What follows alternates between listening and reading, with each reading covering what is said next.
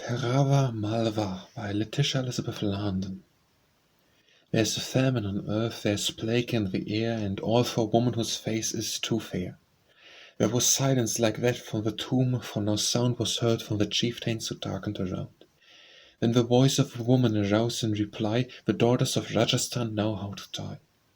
Day breaks, in the earliest glory of morn, afar o'er the tops of the mountains is born. Then the young Kishan cower wandered through the green bowers that sheltered the bloom of the island of flowers, where a fair summer palace arose mid the shade which a thousand broad trees for the noon hour had made. Far around spread the hills with their varying hue, from the deepest of purple to faintest of blue. On one side the courts of Rana are spread, the white marble studded with granite's deep red, while far sweeps the terrace and rises the dome, till lost in the pure clouds above like a how. Beside in a lake, covered over with isles, is the face of a beauty as the riot with smiles. Some small, just a nest for the heron that springs from the long grass and flashes with light from its wings. Some bearing one palm tree, the stately and fair, alone like a column aloft in the air, while others have shrubs and sweet plants that extend their boughs to the stream or whose mirror they bend. The lily that queen-like uprears to the sun, the loveliest face that his light is upon, while beside stands the cypress which darkens the wave with a foliage meant only to shadow the grave. But the isle in the midst was the fairest of all, where ran the carved trellis around the light hall, where the green creepers, starry wreaths, scanted and bright, wooed the small purple doves with their shelter to light. Where the proud oleander with white tufts was hung, and the fragile clematis its silver showers flung. And the nutmeg soft pink was near lost in the pride of a pomegranate blossom that flushed at its side. There the butterflies flitted around on the leaves, from which every wing its own color receives.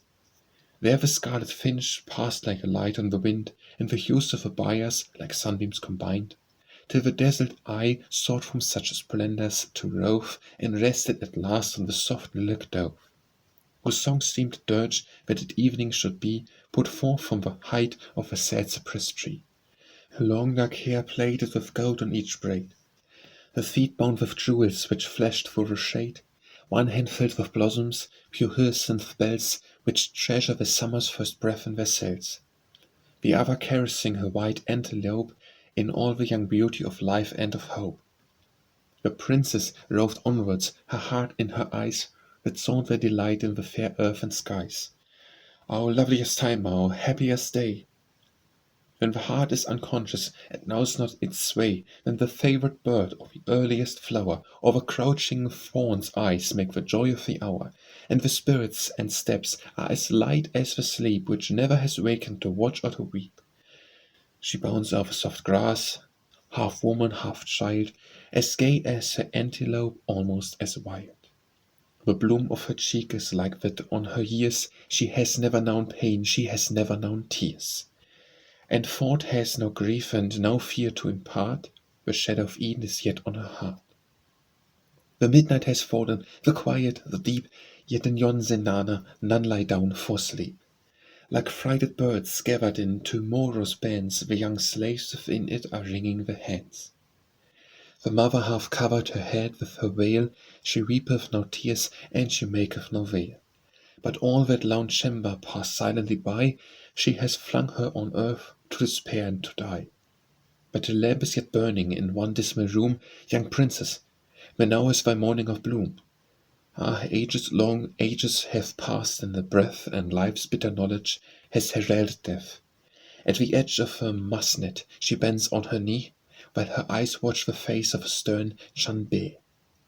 Proud, beautiful, fierce, while she gazes, the tone of voice high, murky features grows almost her own. And the blood of her race rushes dark to her brow, the spirit of heroes has entered her now. Bring the death cup, and never for my sake shall shame cur the pride of my house or dishonor its name. She drained the sherbet while Chanbe looked on, like a warrior that marks the career of his son. But life is so strong in each pure azure vein that they take not the venom, she drains it again. The haughty eye closes, the white teeth are set, and the dew damps of pain on the wrung brow are wet. The slight frame is writhing, she sinks to the ground, she yields to no struggle, she utters no sound. The small hands are clenched, they relax, it is past, and her aunt kneels beside her, kneels weeping at last. Again morning breaks over palace and lake, but where are the glad eyes it want to awake? Weep, weep mid a bright world of beauty and bloom, for the sweet human flower that lies low in the tomb. And wild through the palace the death song is breathing, and white are the blossoms, the slaves weep a while revving, to strew at the feet and bind round the head of her who was numbered last night with the dead. They braid her long tresses, they drop the shroud hour, and gaze on her cold and pale beauty no more. But the heart has her image, and long after years will keep her sad memory with music and tears.